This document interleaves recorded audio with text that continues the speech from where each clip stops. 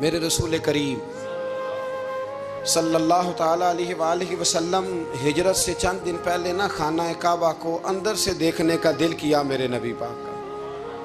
کیا مجھے مکہ چھوڑ کے مدینہ طیبہ جانا ہے تو میں ذرا کعبہ معظمہ کے اندر سے زیارت کر لوں. عثمان بن طلحہ ایک شخص تھا جو کلید بردار تھا، جس کے پاس خانہ کعبہ کی چابی ہوتی تھی. حضور صلی اللہ تعالیٰ علیہ وسلم نے اس سے کہا کہ بھائی چابی ذرا دے دو، میں خانہ کعبہ کے اندر سے زیارت کرنا چاہتا ہوں. کہنے لگا کوئی اور ہوتا تو میں دے دیتا، آپ کو نہیں دوں گا. معاذ اللہ ثم معاذ اللہ. میرے رسول پاک کی بات نہ ستارے بھی مانتے ہیں، چاند بھی مانتا ہے، سورج بھی مانتا ہے. حضور اگر سورج کو کہنا واپس آ، حضرت علی نے نماز پڑھنی ہے تو وہ آ جاتا ہے. اور اگر حضور فرما دیں چاند کو 2 ٹکڑے ہو جا تو وہ 2 ٹکڑے ہو جاتا ہے. سورج بھی بات مانتا ہے، چاند بھی بات مانتا ہے. یہ سارے میرے رسول کریم علیہ السلام کے غلام ہیں. جہاں جہاں تک رب کریم کی خدائی ہے وہاں میرے حبیب کی مصطفائی ہے. حضور وہیں چاہتے نا وہیں چاہتے. تو حضرت عمر اگر حکم دیں تو زمین تیل واپس کرتی ہے، تو حضور حکم دیتے تو وہ کافر اندر دھنسا لیتی زمین. سارا کام اسی وقت ہو جاتا. لیکن حضور نے کیا فرمایا؟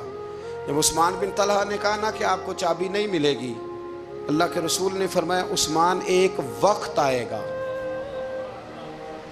جب یہ چابی تجھ سے میں لوں گا، اور جس کو میرا دل کرے گا میں اسے دوں گا. ایک وقت آئے گا کہ یہ میں تجھ سے لوں گا، اور پھر جس کو میرا دل چاہے گا میں اس کو وہ چابی دوں گا. میرے نبی کریم رؤوف الرحیم سید عالم صلی اللہ علیہ وسلم نے وقت دیا. کتنا وقت لگا؟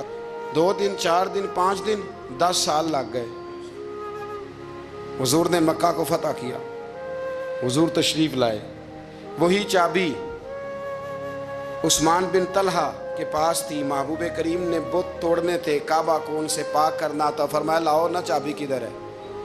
عثمان کہتے ہیں حضور نے تو بات نہیں جتلائی، پر مجھے وہ لفظ یاد تھے کہ عثمان ایک وقت آئے گا. ایک سمجھیے گا بات کو، ایک وقت آئے گا جب چابی میں لوں گا، اور پھر جس کو میرا دل کرے گا میں اسے. پھر وقت آ گیا، پھر حضور نے چابی لے لی، پھر نبی پاک نے بت توڑے. پر قربان جاؤں مدینے والے محبوب کے طریقے پر فدا ہو جائیں حضور علیہ السلام کے کمال درگزر پر. جب حضور فارغ ہوئے نا بیت اللہ کو صاف کر کے تو فرمایا کدھر ہے ابھی عثمان بن طلحہ؟ وہ آئے تو حضور فرمانے لگے یہ چابی پہلے تیری خاندانی وراثت تھی، پھر میں نے اپنے وعدے کے مطابق لے لی، اب میں تمہیں واپس کر رہا ہوں.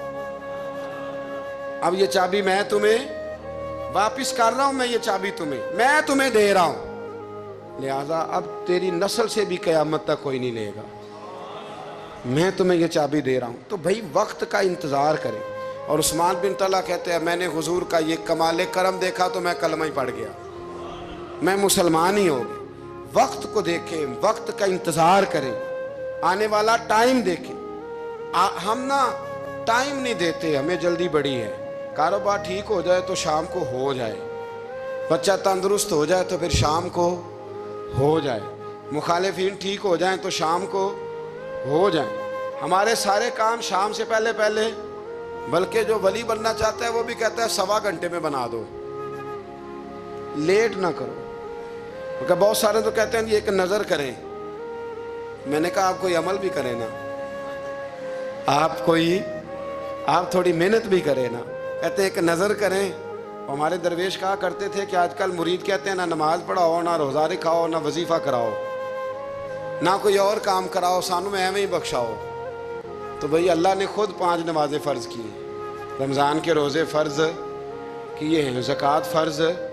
تو جب اللہ نے ذمہ داریاں لگائی ہیں تو پھر کون ہے جو بغیر ذمہ داریوں کے آگے جائے؟ اگر آپ نے آگے بڑھنا ہے تو پھر ذرا آپ میں کے مزاج میں ٹھہراؤ ہونا چاہیے، پھر ذرا تھوڑا سا سکون ہونا چاہیے. میرے رسول کریم علیہ السلام کی خدمت میں ایک شخص نے عرض کیا تھا یا رسول اللہ صلی اللہ تعالی وسلم مجھے کوئی ایسی نصیحت کر دے کہ پھر مجھے کسی اور سے پوچھنے کی ضرورت نہ رہے. تو حضور نے ایک ہی جملہ کہا، فرمایا جب تو نے کہا نا کہ اللہ میرا رب ہے پھر ڈٹ جا، پھر اس پہ ڈٹ جا، پھر کھڑا ہونا سیکھ. جب آپ میں استقامت ہوتی ہے، صبر ہوتا ہے. دیکھیں حالات جب بگڑے تو انہیں صحیح ہونے میں ٹائم لگتا ہے کہ فوراً ٹھیک ہو جاتے ہیں.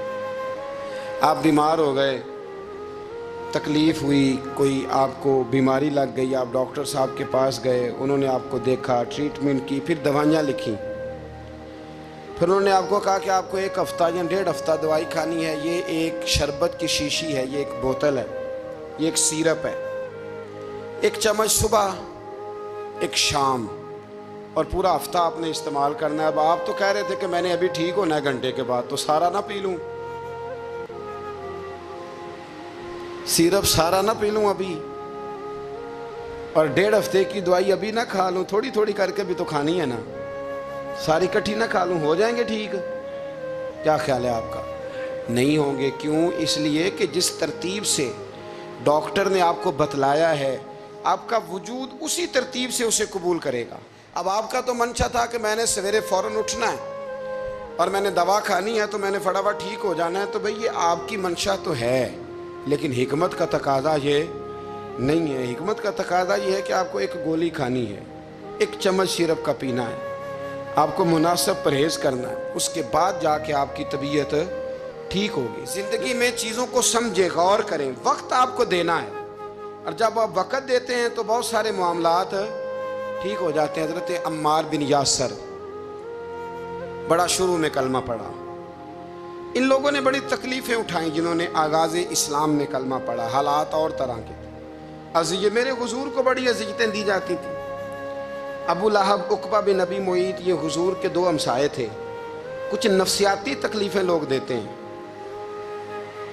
ذہنی طور پر پریشان کرتے ہیں، مزاج ہوتا ہے. وہ دونوں کیا کرتے تھے؟ وہ سارا اپنے گھر کا کوڑا کرکٹ لا کے حضور کے دروازے پر پھینک جاتے.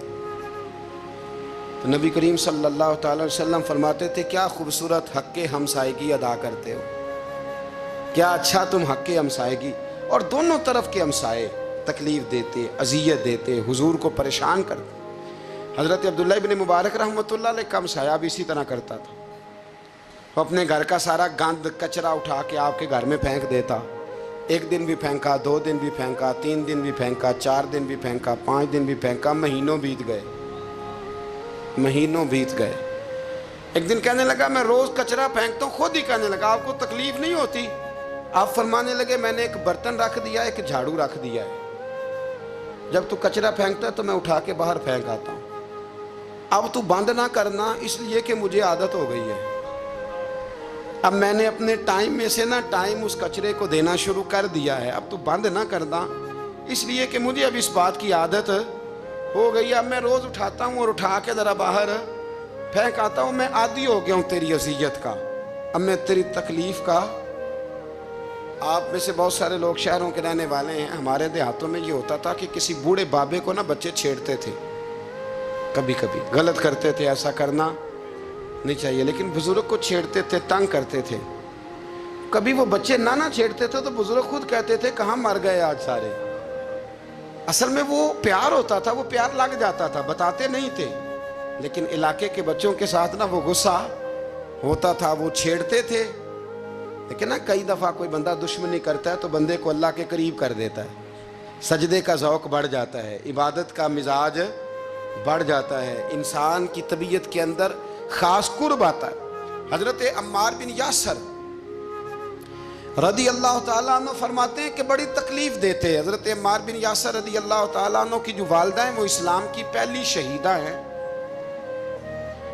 حضرت سمیہ ان کا نام تھا، اسلام کی پہلی شہیدہ. ان کے زیر ناف ابو جال نے نیزہ مار کے انہیں شہید کر دیا. حضرت عمار بن یاسر رضی اللہ تعالیٰ عنہ فرماتے ہیں کہ میرے والد کو اتنی تکلیفیں دی گئیں کہ وہ ان اذیتوں کی وجہ سے دنیا سے پردہ کر گئے. حضرت عمار بن یاسر کو خود کافر اتنا مارتے تھے کہ وہ اپنے حواس کھو بیٹھتے تھے اور ایسی باتیں کرتے تھے کہ سمجھ نہیں آتی تھی کہ یہ عمار بن یاسر بول رہے ہیں. اتنی سخت اذیت دیتے، اتنی سخت. دکھ قبول محمد بخشا، راضی رہن پیارے. دکھ قبول محمد بخشا، بس راضی رہن. اتنی تکلیف دیتے کہ حضرت عمار بن یاسر حواس کھو بیٹھتے، تکلیف میں آتے. بڑا سہا، بڑا برداشت کیا. ایک دن میرے رسول پاک تشریف لائے اور حضور نے کہا او آل یاسر میں تمہیں مبارک دینے آیا ہوں، رب کریم نے تمہارے لیے جنت میں مکان بنا دیے ہیں۔ حضور نے تمہارے لیے، اللہ نے تمہارے لیے جنت میں مکانات، تمہیں مبارک ہو، تمہاری اذیتیں، تمہاری تکلیفیں، تمہارے درد، تمہاری راتیں کام آ گئیں، مالک نے تمہارے لیے مکانات بنا دیے ہیں، حالات ٹھیک کر دیے ہیں، طبیعتوں میں بہتری آ گئی ہے۔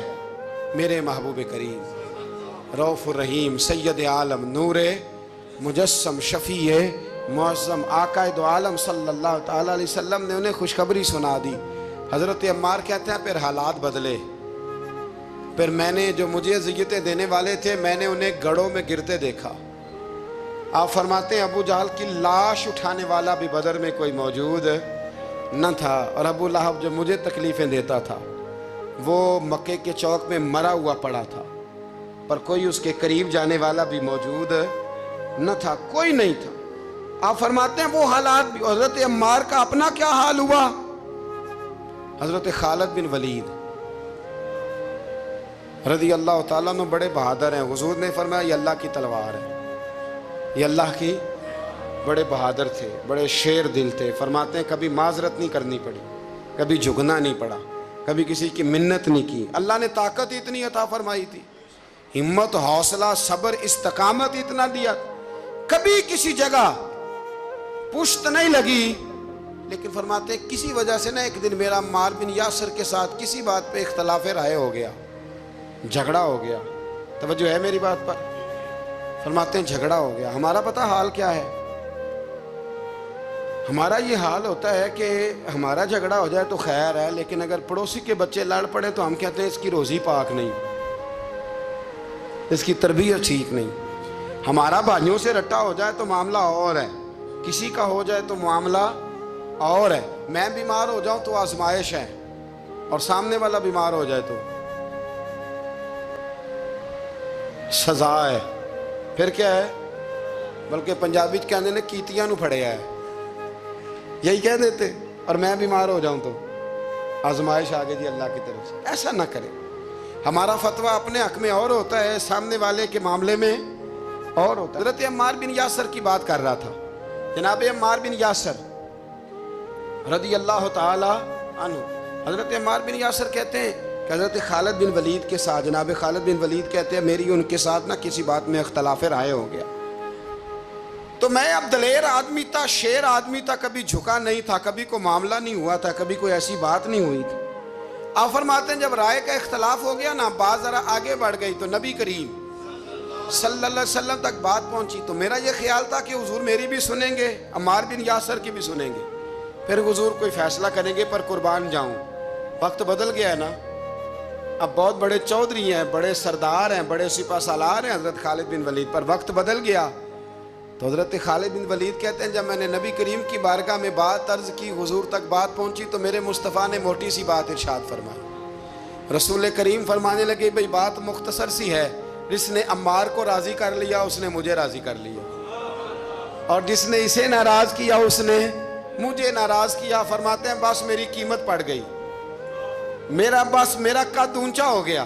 حضرت خالد بن ولید کہتے ہیں میں نے بھی کہا اب بات کیا کرنی ہے، اب تو گزارش ہی کرنی ہے، اب مدعا کیا سنانا ہے، اب تو بات کرنی ہے۔